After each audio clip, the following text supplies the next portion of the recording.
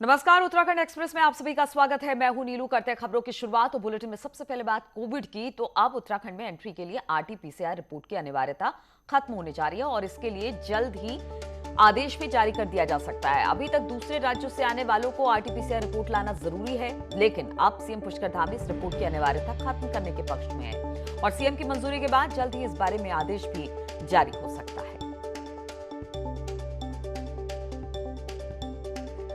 तो जो आरटी-पीसीआर की अनिवार्यता थी उत्तराखंड आने वाले सैलानियों के लिए, अब उसे जल्द ही खत्म किया जाएगा। एक बड़ा फैसला लिया जा सकता है। सीएम धामी ने कहा है कि अनिवार्यता खत्म हो।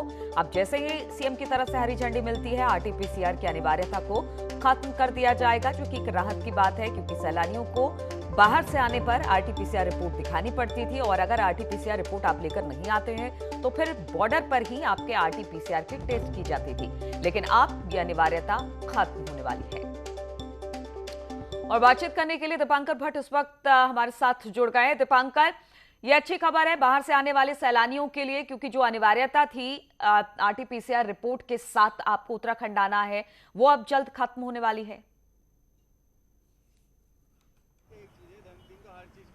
बिल्कुल नीलू, इसको दो तरीके से देखा जाना चाहिए। एक बात यह कि आरटी-पीसीआर की जो बाध्यता है वो खत्म होगी, तो उससे वो लोग खास तौर पे जिनका उत्तराखंड से सीधा वास्ता है, या फिर दिल्ली में तमाम लोग उत्तराखंड के रहते हैं, दूसरे राज्यों में रहते हैं, और उनको कई बार इस बात से परेशानी होती थी कि घर में अगर कोई जरूरी काम है, कहीं पर किसी के घर में कोई समारोह है, तो उनको इसके लिए 72 घंटे पहले की रिपोर्ट का इंतजार करना पड़ता था और कई बार उनके कार्यक्रम यहाँ पर छूटते थे।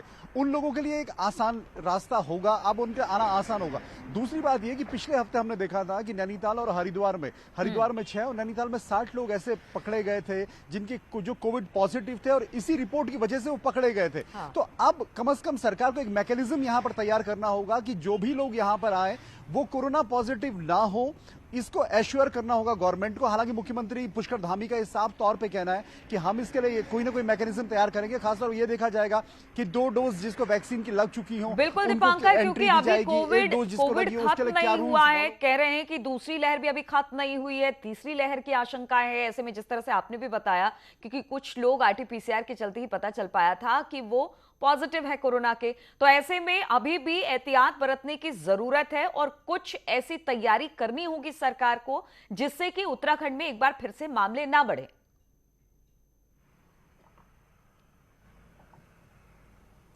बिल्कुल नीलू, सबसे बड़ी बात यही है कि अभी तीसरी लहर का खतरा है। दूसरी लहर अभी पूरी तरह समाप्त नहीं हुई है, अभी भी केसेस आ रहे हैं। हालांकि उत्तराखंड में अभी 30 से 50 केस रोजाना आ रहे हैं, लेकिन हाँ, अगर आपको राज्य को सुरक्षित रखना है, आने वाले दिनों में स्थितियां ना बिगड़े, तीसरी लहर का खतरा उत्तराखंड में ना पैदा हो, केसेस ना बढ़े, इसकी जिम्मेदारी कहीं ना कहीं सरकार और शासन की होगी। इसको लेकर आप क्या मैकेनिज्म तैयार करेंगे? और क्योंकि दिल्ली या फिर दूसरे राज्यों से कांवड़ यात्रा यहाँ पे इसीलिए यहाँ पर बैन की गई, इसीलिए स्थगित की गई, तो दूसरे राज्य से आने वाले लोगों के लिए आप क्या व्यवस्था यहाँ पर करेंगे? तो सरकार को एक तरफ टूरिज्म को भी देखना है, यहाँ के कारोबार को भी देखना है, और दूसरा ये भी एश्योर करना है कि यहाँ पर स्थितियां कोविड को लेकर ना बिगड़े। बिल्कुल, क्योंकि जिस तरह से खोल दिया गया था पर्यटन स्थलों को, उसके बाद भारी तादाद में लोग पहुंचे थे, तो चिंता का विषय ये बन गया था कि किस तरह से आखिर इनको रोका जाए, क्योंकि लगातार मामले भी बढ़ रहे थे। लेकिन अब ऐसे में अगर आरटी-पीसीआर रिपोर्ट खत्म की जाती है तो कुछ और दूसरे विकल्प भी इसके लिए तलाशने होंगे। बहुत बहुत शुक्रिया आपका हमारे साथ जुड़ने के लिए। और नेपाल की कोविड रिपोर्ट को भारत ने मानने से इनकार कर दिया है। असल में बीते दिनों एसएसबी ने सूचना दी थी कि नेपाल से भारत आने वाले फर्जी रिपोर्ट दिखा रहे हैं। इसके बाद पिथौरागढ़ स्वास्थ्य विभाग ने नेपाल की रिपोर्ट अमान्य कर दी। स्वास्थ्य विभाग ने अब नेपाल से आने वाले रास्तों पर अपनी टीमें तैनात कर दी हैं, जो हर आने जाने वालों का एंटीजन टेस्ट करेगी। टेस्ट में नेगेटिव आने वाले को भारत में प्रवेश करने दिया जाएगा। एसएसबी द्वारा सूचित किया गया था और संज्ञान में भी आया था कि जो है वहाँ पे आरटी-पीसीआर लैब कुछ पैसे दे के रिपोर्टिंग की जा रही है और नकली रिपोर्ट की जा रही है। उसके बाद हमारे द्वारा हर जो भी चाहे उसके बाद आरटी-पीसीआर वो हो, चाहे एंटीजन हो वहाँ का नेपाल का, लेकिन इंडिया में उसका जरूर कराया जाएगा ताकि हमारे नागरिक यहाँ बचे रह सकें। और उत्तराखंड बोर्ड का रिजल्ट आज घोषित कर दिया जाएगा। 10वीं और 12वीं का रिजल्ट एक साथ घोषित किया जाएगा। उत्तराखंड बोर्ड के ऑफिस में सुबह 11 बजे शिक्षा मंत्री अरविंद पांडे रिजल्ट घोषित करेंगे। हालांकि इस बार मेरिट लिस्ट नहीं आएगी, क्योंकि पिछली परीक्षाओं के आधार पर रिजल्ट तैयार किया गया है। हाई स्कूल में 1,48,350, तो इंटर में 1,22,196 बच्चों का रिजल्ट आज घोषित हो जाएगा। सुबह 11 बजे रिजल्ट घोषित होगा और इसे ऑनलाइन भी देखा जा सकता है। इसके लिए ऑनलाइन आप uarresult.nic.in और www.ubse cbsc.uk.gov.in पर छात्र अपना रिजल्ट देख सकते हैं।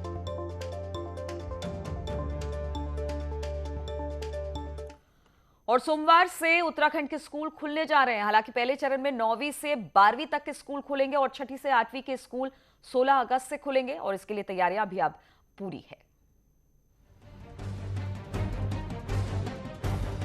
उत्तराखंड सरकार 2 अगस्त से स्कूल खोलने जा रही है, जिसमें प्राइवेट स्कूल को अपनी एसओपी बनाकर मुख्य शिक्षा अधिकारी से अप्रूव्ड करानी होगी। सचिवालय में शिक्षा सचिव की अध्यक्षता में हुई मीटिंग में 2 चरणों में स्कूल खोलने पर सहमति जताई गई। हालांकि प्राइवेट स्कूल अपने अपने स्तर से पहले ही स्कूल खोलने को लेकर सजग हैं, जिसको लेकर कई स्तर की तैयारी भी की जा रही है। 2 शिफ्टों में स्कूल खोलने पर विचार किया जा रहा है। ऑड इवन पैटर्न पर स्टूडेंट्स को बुलाया जाएगा। स्कूल में प्रेयर और लंच ब्रेक नहीं होगा। एंट्री और एग्जिट गेट अलग अलग होंगे और कोविड नियमों का पूरा पालन किया जाएगा। उसमें ये विद्यालय को सुनिश्चित करना है कि उनकी जो संख्या है उसके आधार पर वो क्या चाहते हैं। वो 2 शिफ्ट में स्कूल चलाना चाहते हैं या इवन और ऑड का फॉर्मूला चाहते हैं। जो प्रोटोकॉल MHA ने इशू किए थे लास्ट टाइम, हमने उसी के अनुरूप पूरे बिल्डिंग को सैनिटाइज करा दिया है। रूम क्लीनिंग हो गई है, डस्टिंग हो गई है, 2 बार फॉगिंग हो चुकी है और हम पूर्ण रूप से स्कूल खोलने के 2 तारीख से तैयार हैं। वहीं शिक्षा अधिकारी का कहना है कि सभी स्कूलों को कोविड गाइडलाइंस के पालन के निर्देश दिए गए हैं और सरकारी स्कूलों में खास तौर पर साफ सफाई के लिए कह दिया गया है। और महत्वपूर्ण बात यह है कि बहुत लंबे समय से स्कूल जब बंद पड़े हुए तो हर कमरा प्रत्येक कक्षा से सैनिटाइज होना बहुत आवश्यक है। बच्चों का मास्क पहनना बहुत आवश्यक है और सामाजिक दूरी का भी परिपालन होना आवश्यक है। तो ये सारे निर्देश हमने इसको दिए हुए हैं। कुछ विद्यालयों की प्रॉब्लम थी जहाँ पर की छात्र संख्या बहुत ज़्यादा है, तो उसमें सचिव महोदया द्वारा निर्देशित किया गया है कि द्विपाली व्यवस्था उसमें लागू की जाए। अब 2 अगस्त से 2 शिफ्ट में स्कूल खुलने जा रहे हैं, जिसके लिए शिक्षा विभाग और प्राइवेट स्कूल दोनों ही तैयार हैं। लगभग 1.5 साल बाद अब स्टूडेंट्स उसी रूटीन में स्कूल आ सकेंगे जैसे कोविड से पहले आते थे। न्यूज़ 18 के लिए देहरादून से भारती सकलानी की रिपोर्ट। और उत्तराखंड में एक बार फिर से बदलाव की आहट दिख रही है और इस बार चर्चाएं बीजेपी संगठन को लेकर है। कांग्रेस ने क्षेत्रीय और जातिगत समीकरणों को साधते हुए अध्यक्ष और कार्यकारी अध्यक्ष बनाए और अब बीजेपी में भी प्रदेश अध्यक्ष बदले जाने की चर्चा जोरों पर है। चर्चा है कि बीजेपी पहाड़ से किसी को भी पार्टी का नया अध्यक्ष बना सकती है। साथ ही कयास ये भी लगाए जा रहे हैं कि अगर अध्यक्ष नहीं भी बदला गया तो पहाड़ से कार्यकारी अध्यक्ष की नियुक्ति हो सकती है। असल में बीजेपी के प्रदेश अध्यक्ष मदन कौशिक मैदान से है तो सीएम पुष्कर धामी भी मैदान के ही कहे जा सकते हैं। ऐसे में चर्चा है कि गढ़वाल से ब्राह्मण चेहरे को बीजेपी आगे कर सकती है। विधायक महेंद्र भट्ट, विनोद चमोली, ज्योति गैरोला का नाम फिलहाल सुर्खियों में है। हालांकि बीजेपी ने इन चर्चाओं का खंडन किया तो कांग्रेस का कहना है कि ये बीजेपी का आंतरिक मामला है। देखिए, भारतीय जनता पार्टी में हमारे प्रदेश अध्यक्ष बहुत अच्छा काम कर रहे हैं। हर जिलों का दौरा करके आ गए हैं और एक सुनियोजित षड्यंत्र के तहत कांग्रेस ये बयानबाजी कर रही है हमारा कोई अध्यक्ष नहीं बदल रहा है और हमारे अध्यक्ष भी बहुत अच्छा काम कर रहे हैं। ये उनका अधिकार है कि वो अध्यक्ष बदले या न बदले। अगर हम हवा भी दे रहे हैं और वो नहीं बदलना चाह रहे हैं तो बहुत खूब, हमें कोई आपत्ति थोड़ी है। लेकिन ये उन्हीं के कैंप से ये खबरें आई। और उत्तराखंड में ज्यादातर यूनिवर्सिटीज राजनीति का खींचतान का अड्डा बन चुकी है और ये बात दून यूनिवर्सिटी में मुख्यमंत्री धामी ने कही और राज्यपाल के सामने साफ कहा कि जल्द सभी यूनिवर्सिटीज के विवादों पर मीटिंग बुलाई जाएगी और वो जानते हैं कि हालात क्या हैं।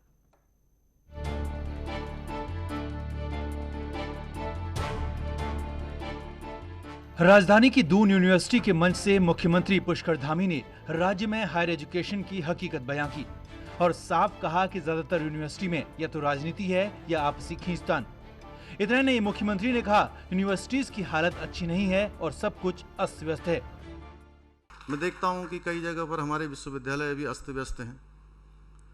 बहुत अच्छा, जितना अच्छा काम होना चाहिए उतना अच्छा नहीं है।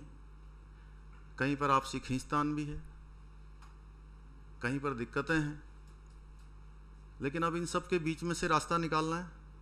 राज्यपाल के साथ उच्च शिक्षा मंत्री मंच पर ही बैठे थे कि मुख्यमंत्री धामी ने साफ कहा कि यूनिवर्सिटी के विवादों पर जल्द ही मीटिंग बुलाई जाएगी। उत्तराखंड में टेक्निकल, ओपन, कुमाऊं, श्रीदेव सुमन आयुर्वेदिक जैसी यूनिवर्सिटी में झगड़े सबके सामने रहे हैं। इतना ही नहीं, कोई बिना काबिलियत के रजिस्ट्रार बन गया, कोई प्रोफेसर और कोई कुलपति। 4.5 साल में ज्यादातर यूनिवर्सिटी कॉलेज का यही हाल रहा। मुख्यमंत्री ने सच्चाई बताई तो कांग्रेस ने भी इस बात का समर्थन कर दिया। मुख्यमंत्री जी ने विभाग को कहा है और विभाग का सीधा तात्पर्य होता है कि विभाग को जो लीड कर रहा है 4.5 साल से हमारे छोटे भाई धन सिंह रावत जी, ये इशारा उनकी ओर इंगित होता है कि उन्होंने 4.5 साल में उच्च शिक्षा विभाग में जिस तरह की राजनीति घुसाकर तहस नहस उसके ढांचे को कर दिया है, ये उसकी तरफ इशारा है। राजनीति का अड्डा बने यूनिवर्सिटी कॉलेज साइंस टेक्नोलॉजी से जुड़े संस्थानों में काबिलियत पीछे छूट रही है और नाकाबिली कुर्सी की होड़ में है। ऐसे में अब तक जो बात कोई खुलकर नहीं मानता था, वो सच मुख्यमंत्री धामी ने सबको बता दिया। दीपांकर भट्ट, न्यूज़ 18 देहरादून। और चुनावी साल में उत्तराखंड बीजेपी चुनावी माहौल बनाने के लिए जनता के बीच जाने का कोई मौका नहीं छोड़ना चाहती है और इसी क्रम में अब बीजेपी केंद्रीय रक्षा और पर्यटन राज्य मंत्री अजय भट्ट के उत्तराखंड दौरे की भव्य तैयारियां कर रही है। पार्टी के मुताबिक अजय भट्ट के आगमन पर 16 से 21 अगस्त तक बीजेपी 3 दिन की आशीर्वाद यात्रा निकालेगी और ये यात्रा 3 लोकसभा क्षेत्रों के 6 जिलों को टच करेगी। इस दौरान छोटी छोटी सभाएं होंगी और उत्तराखंड को पर्यटन और रक्षा मंत्रालय जैसे महत्वपूर्ण मंत्रालय देने पर प्रधानमंत्री का आभार व्यक्त किया जाएगा। सीएम पुष्कर धामी ने उन नेताओं को सीधी सीख दी जो पद मिलने पर घमंड में चूर हो जाते हैं। मुख्यमंत्री ने साफ कहा कि 2027 तक उत्तराखंड को कई सेक्टर में अग्रणी राज्य बनाएंगे और इसके लिए जरूरत है जनता के भरोसे की। इसलिए नेताओं को जनता से सच बोलना चाहिए और कुर्सी मिलने पर घमंड नहीं करना चाहिए।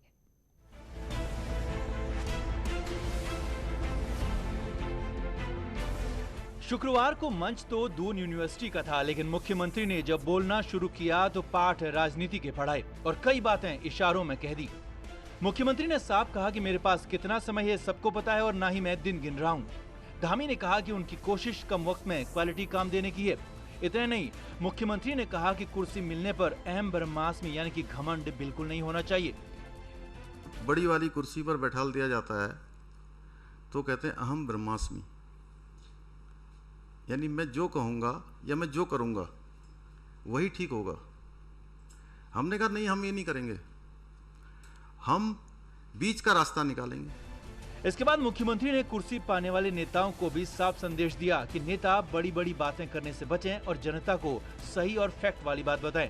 किसी को भी 10 सच या फिर 10 झूठ बोलकर बात नहीं करनी चाहिए। जो लोग हमारे सामने खड़े हैं, हमारे सामने बैठे हैं या हमसे पूछ रहे हैं, अगर हम उनको सही बात बताएंगे,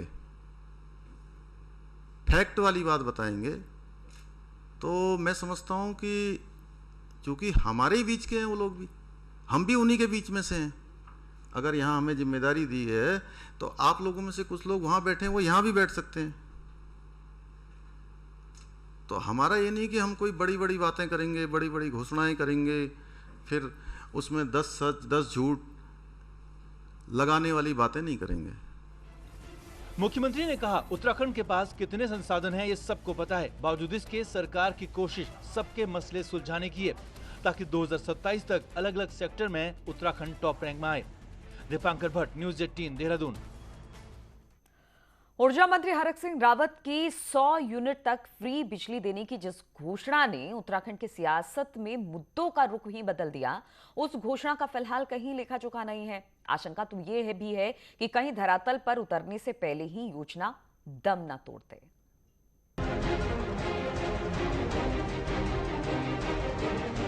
धामी सरकार में ऊर्जा मंत्री का चार्ज लेते ही हरक सिंह रावत ने बड़ी घोषणा की और 100 यूनिट तक बिजली मुफ्त देने का ऐलान कर दिया। इसके बाद तो मुख्य मुद्दे छोड़कर कमोबेश सभी पार्टियां इसी लाइन पर चलने लगी। अब हरक की इस घोषणा को 4 हफ्ते होने को हैं, तो सवाल उठ रहा है कि मुफ्त बिजली का क्या हुआ, क्योंकि उसके बाद तो कैबिनेट की 2 मीटिंग भी हो चुकी है, तो फिर प्रस्ताव कहां है। जब मैंने पहली बैठक ली थी उसके बाद सचिव बदल गई, तो वो कल उस बैठक का कार्यवृत्त कल मेरे से अनुमोदन हुआ है और उसमें उसको हमने जोड़ा है, जो बैठक की समीक्षा बैठक मैंने पहले दिन ली थी। हरक सिंह ने जिस मीटिंग में मुफ्त बिजली का ऐलान किया था, उस मीटिंग का लेखा जोखा तक बाहर नहीं आ पाया है।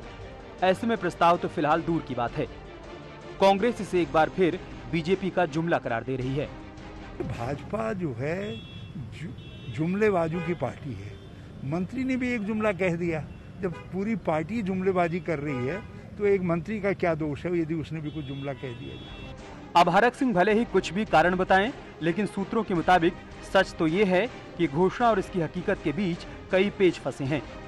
घोषणा से पहले सरकार और संगठन को भी भरोसे में ना लेना एक बड़ा कारण माना जा रहा है। देहरादून से न्यूज़ 18 के लिए सुनील नवप्रभात की रिपोर्ट। और रुकेंगे आप छोटे से ब्रेक के लिए, फौरन हाजिर होते हैं। कांग्रेस विधि प्रकोष्ठ के प्रदेश अध्यक्ष सुरेश भट्ट का नैनीताल में वकीलों ने जोरदार स्वागत किया। हाईकोर्ट बार एसोसिएशन में यह स्वागत हुआ और कहा कि 2022 में कांग्रेस की सरकार निश्चित आएगी। सुरेश भट्ट ने कहा कि 4 सालों में राज्य को बीजेपी ने जिस तरह से लूटा और युवाओं का अपमान किया, उससे युवा कांग्रेस की तरफ देख रहे हैं। रोजी रोटी की बात सोचते, आप रोजगार की बात सोचते, आप कपड़ा देने की बात सोचते, आप पानी स्वच्छ नहीं दे पा रहे हैं, आप बिजली स्वच्छ नहीं दे पा रहे हैं, कानून व्यवस्था आपकी ध्वस्त है, तो उस कंडीशन में ये सब चीज़ें आम जनता के मन में है, उनके बीच में है। वो एक एक व्यक्ति तय कर चुका है कि हमें क्या करना है। तो इन्हीं तमाम खबरों के साथ इस बुलेटिन में फिलहाल इतना ही। रुकेंगे छोटे से ब्रेक के लिए, लेकिन ब्रेक के बाद फिर लगातार खबरों का सिलसिला यहाँ जारी है।